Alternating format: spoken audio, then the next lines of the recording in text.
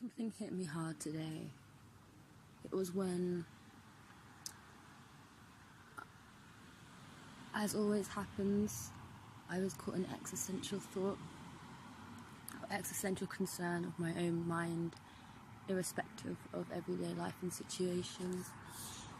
It hit me hard when I was so caught up in my own concern about the things that I didn't have or the potential things that were going wrong in my life.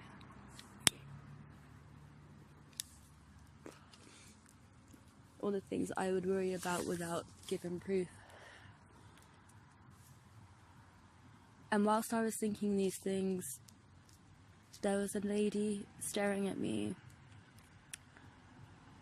who couldn't remember where her room was, and it was in that moment that I realised how selfish I was for having the privilege of being able to worry about a concept.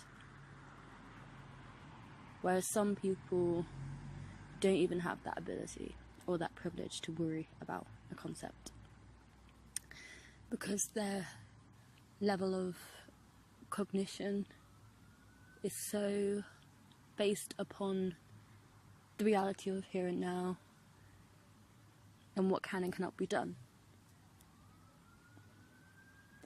Something that's so black and white.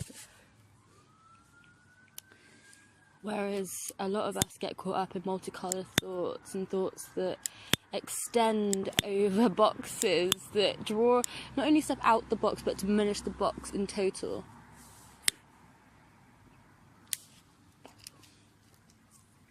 And I think we take that for granted.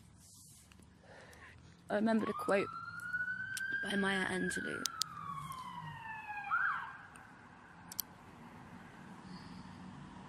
That says,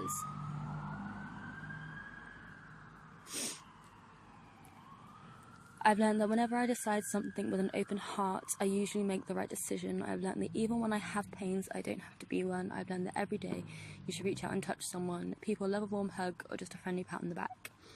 I've learned that I still have a lot to learn. I've learned that people forget what you said, people forget what you did, but people will never forget how you made them feel. And I thought that today, as a simple reassurance to this woman, made her day, cheered her up, just having someone there for reassurance. And a reminder that in life,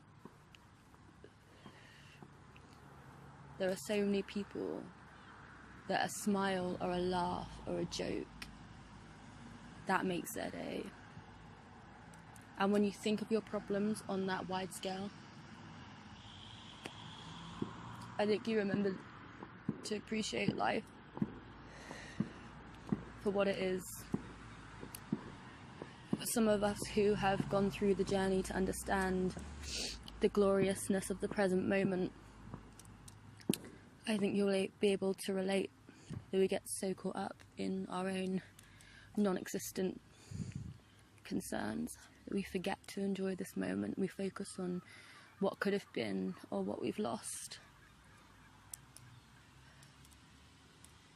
until that moment comes, if it's a day, if it's a week, if it's a month, if it's a year, that moment comes when you remember again that feeling of the euphoric state of being.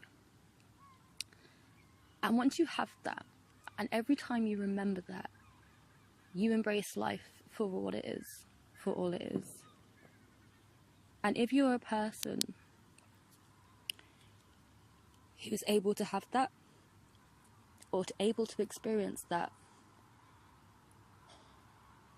then misusing this ability and misusing this power is an injustice to life itself. It's an overlook of life itself if you have that power. And you give that power away every time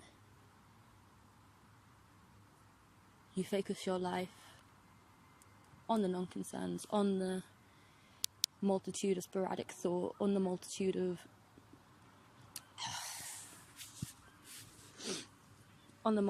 of just pure imagination. To give so much dedication to that, you are missing the beauty, the pure, raw genuine feeling of life in the present.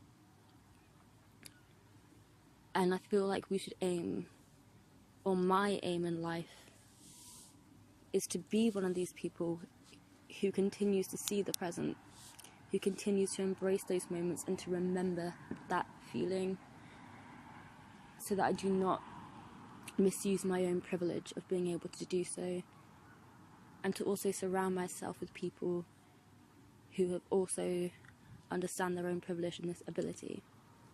Because I've met people like that, and these people are so rare,